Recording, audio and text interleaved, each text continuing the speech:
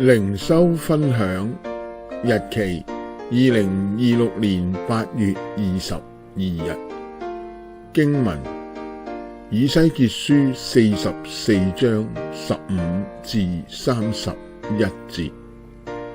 當以色列家離棄上帝嘅時候，利未家嘅祭司撒督嘅子孫仍然看守聖所，因此上帝喺新聖殿當中亦將同樣嘅職分交俾佢哋。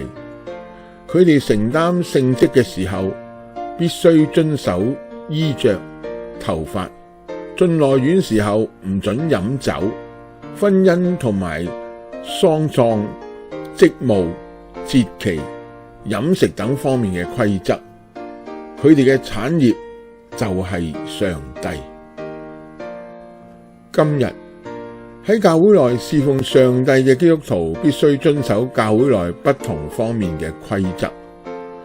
當然，不同嘅教會有不同嘅規則，但係絕大部分都係冇太大嘅差別，都係讓我哋基督徒手潔心清同埋分別為聖咁侍奉上帝。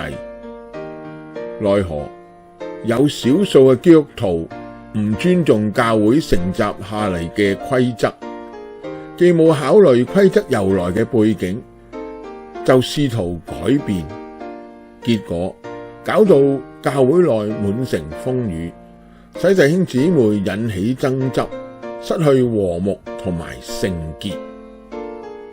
你們要追求與眾人和睦，並要追求聖潔。人非聖潔，不能見主。